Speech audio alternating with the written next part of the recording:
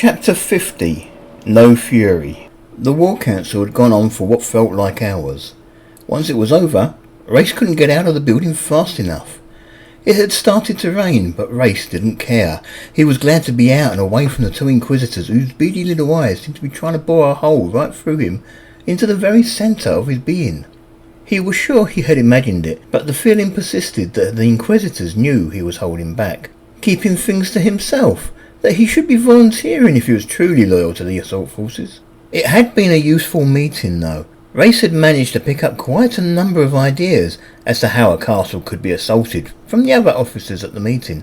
Some of them had come up with some excellent plans that had Race once again contemplating taking another flight back to his brother in order to warn him of the kind of tactics that the elves might employ.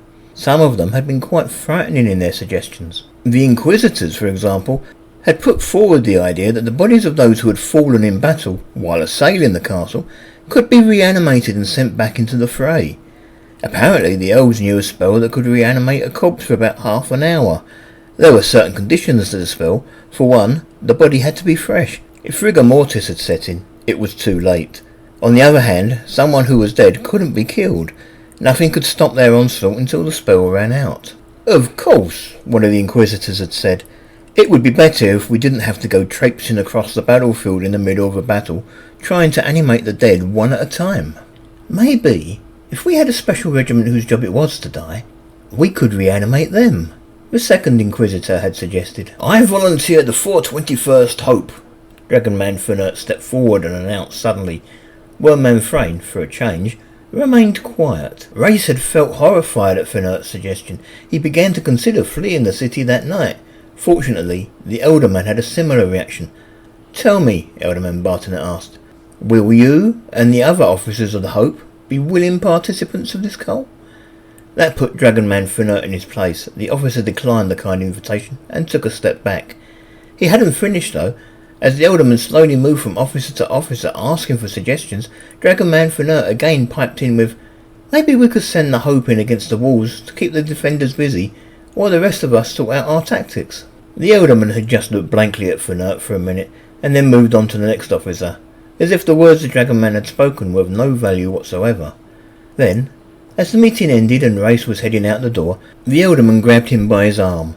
For a moment Race thought it was all over, only to hear the Elderman say, be careful of your commanding officer. One way or another he plans to get you all killed. Now Race was standing outside the building. He was watching the parade of carriages picking up the officers and then leaving, so that the next carriage could take its place. The Emperor's man had been the first to embark. His two harpy bodyguards had climbed into the carriage with him. They weren't going to be forced to travel on top, as Race had been when the carriage had brought him.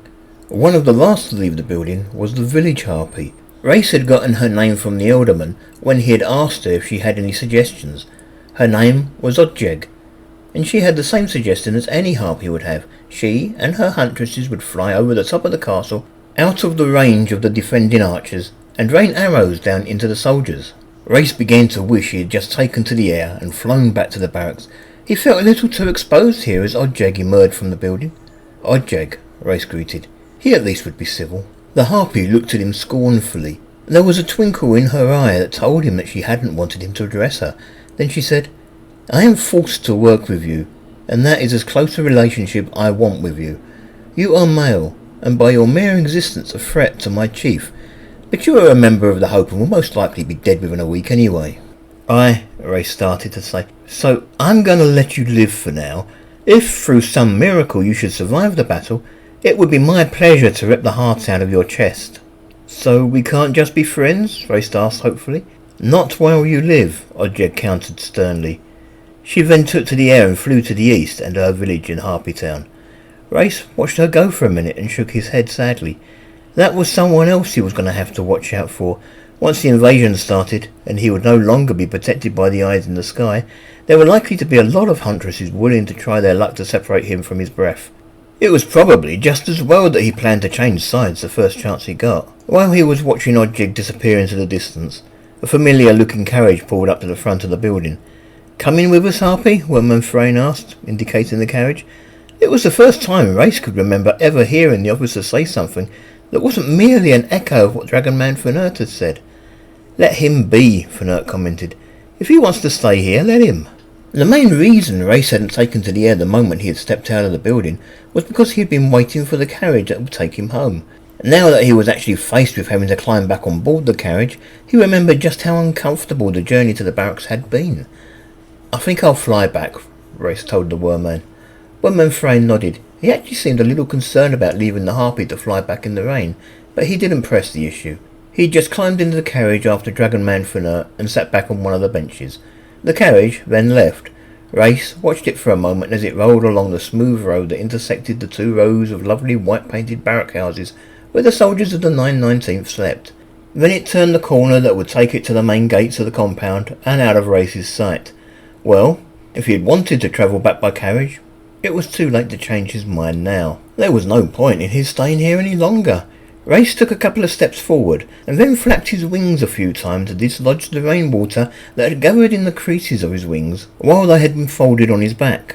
A moment later, he was flying up to meet the raindrops as they fell. He flew up a short height until he was just above the rooftops of the barrack houses, and then he began to head towards his own barracks. The compound of the Hope was a more than welcome sight.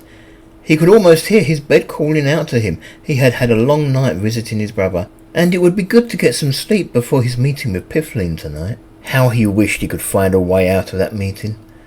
The first order of business was to get something to eat and drink. There had been food at the War Council, but it had been elven food, and though Race felt it was unlikely that the elves would even consider feeding their non-elven guests enchanted food, it wasn't a chance he was willing to take. Race flew to the fire pits. They would have both food and water there, and what was more, he knew it would be safe. There, as always, was Agnark keeping an eye on things, watching over the 4 girls that were operating the spits, and on this occasion, she seemed to be standing uncomfortably close to the roasting corpse of an elf. "Tanrag!" Agnark greeted him as he landed. "Gagara not with you?" "Not right now," Race admitted. He looked about himself, checking his bearings. "I got called away. Official business. Did the hunters return yet?" "Oh," Agnark said. "Long ago. What do you fancy? We still have a little elf left if you feel you want to try some." No elf. What else do you have?" Race replied. He looked around at the busy spits. Chicken no longer seemed to be on the menu today, but there was horse, deer, and something that looked a little like a small dog. "Just what you see here," Agnark said. She stood next to him and admired this selection of meats with him. If anything, Agnark's proximity made Race feel a little uncomfortable. She made no move on him, but Race knew that Agnark was after his body, and without Gagara there for moral support, she might try to take things a little further than he felt comfortable with. He took a couple of steps forward, found that by doing so he approached the spit on which the deer was cooking, and so he helped himself to a couple of chunks. Meat in hand, Race returned to where Agnark was standing, but this time he made sure to keep a reasonable distance from her. He couldn't help glancing at the small dog on the 3rd spit. It clearly wasn't a forest habitant. Before today, it had most likely been someone's pet. Moreover, it was a very small beast and should only have taken one huntress to carry the animal back. It looks as if one of the hunting parties didn't do that well today. Agnark nodded slowly. That was the offering from Caglin's party. "Really?" Race commented, surprised. "I always thought she was one of our best." "Everyone has an off day," Agnark explained, "and I'm afraid that her day has been a lot more off than not today. Her party was attacked. One of her huntresses was killed." "Who attacked her?" Ray said, almost dropping his meat. "She doesn't know. Most villages use a certain type of feather in the fletching of their arrows, and some even mark them to make it clear who the huntress was. The arrow used was plain white, like the sort that could be bought from any fletcher in Harpy Town. It could have been anyone. There are so many harpies in the city right now that food is getting scarce. I've heard more than one story of 2 hunting parties fighting over the same kill. It's just been our good luck that something like this hasn't happened before today." Race grabbed some water from one of the large buckets placed around the fire pits and drank it straight down. "Who was killed?" He grabbed the 2nd cup and also drank half of that. "Do I know her?" "I think you do," Agnark said. "It was Caglin's sister, Piffling. I believe you and she had a good chat this morning before they left. Caglin even had the body brought back to the compound in case you could work some miracle, as you did with Nida. But unfortunately, you were nowhere to be found. Piffling was dead by the time they got her back here anyway, so I doubt there was anything you could have done." Race had mixed feelings upon hearing that Piffling was dead. Part of him felt elated. He wouldn't now have to meet with her after curfew, and discuss her becoming his first. On the other hand, he knew how hurt he would be if anything happened to his sister. And though harpies tended to be a lot more callous than that, there was still a kind of filial love that they shared. Race took another bite of the meat as a thought suddenly struck him. "Have you seen Gagara at all today?" "Not since this morning," Agnite replied. "I thought she was with you." Race looked around just in case she was anywhere nearby. There were too many buildings in the way for him to see much of the compound, but there was a fair chance that she would have seen him fly overhead just before he landed, and she could be watching them from a perch nearby. "I guess I'd better go and find her." Race finished the water and let the cup drop into the bucket. "I'll talk to you later," Agnite said. Race made his way quickly to the drill ground at the front of the compound, looking for any sign of Gagara. She was nowhere to be seen. Well, it was always possible she hadn't returned from her trip to Harpy Town yet, but that seemed more than a little unlikely.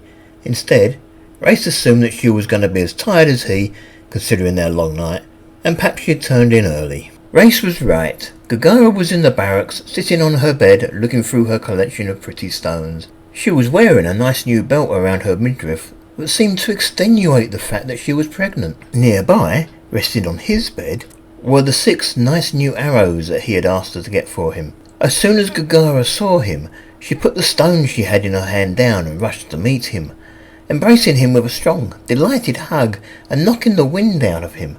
Then she leaned in and kissed him. "Oh, handsome," she said, "I've missed you so much today." "I missed you too, my angel," Race replied. "Did you keep yourself busy?" He returned the kiss. "I got my new belt. Do you like it?" She took a step back so he could admire it properly. "It's very nice," Race admitted. "And I see you got some arrows for me." He closed the gap between them and kissed her again. "I also did a little bit of hunting," Gagara commented. "I'm halfway through my 7th year and I need to prepare myself properly for my rite of passage." "Did you catch anything?" Race asked. "I hope you were careful. Apparently Caglin's hunting party came under attack today. Piffling was killed." Gagara laughed. "Silly," she commented. "Who do you think I went hunting for?" Race felt astonished for a moment. "You killed Piffling?" Somehow he wasn't as surprised as he felt he ought to be. In a way, he had already suspected her. What surprised him most was that she would come right out and say it. There had been no guilt in her voice, and there was no trace of any remorse or worry that she might get found out. If anything, she had been quite blatant. "Of course," Gagara replied. "She threatened you. She threatened me. She must have known that I wouldn't have been willing to sit back and let that nonsense about her becoming your first go unanswered. No doubt that was why she wanted to talk to you while I was otherwise occupied. She knew how I would react. She just didn't count on the fact that you and I actually talked to each other." Part of Race felt as if he should be angry with Gagara, yet he couldn't think why. Gagara had done him a great service by getting rid of a threat. Besides, the killing of potential rivals was the Harpy way. If Gagara hadn't killed Piffling today, he might have been standing over the grave of his beloved tomorrow. "How did you know where they would be?" Gagara grinned. "You and I have gone hunting with Cagline so many times, and I think we're both well aware of the sort of places she likes to go. I just headed that way and hoped to gain some sign of them. I knew that if I should fail to get her, I could always fall back on my original plan." "Original plan?" Race asked. "Originally, I planned to be waiting at the fire pits, ready to tear her throat out the second she made an appearance. I'll admit I didn't like the idea. There was too much chance of an eye being overhead and seeing me, or Piffling catching sight of me and fleeing. But it was the only plan I had. Then, when you got called away to that silly meeting, I knew that another opportunity had been placed right in my lap.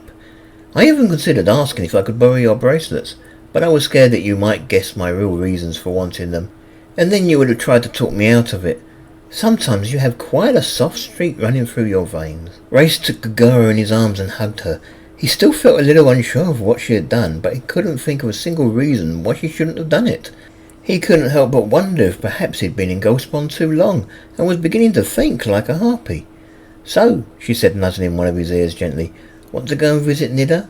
Or maybe we should make ourselves comfortable on one of the beds and snuggle for a while." "Snuggle?" Race commented. He was a little disappointed at the idea of just a snuggle.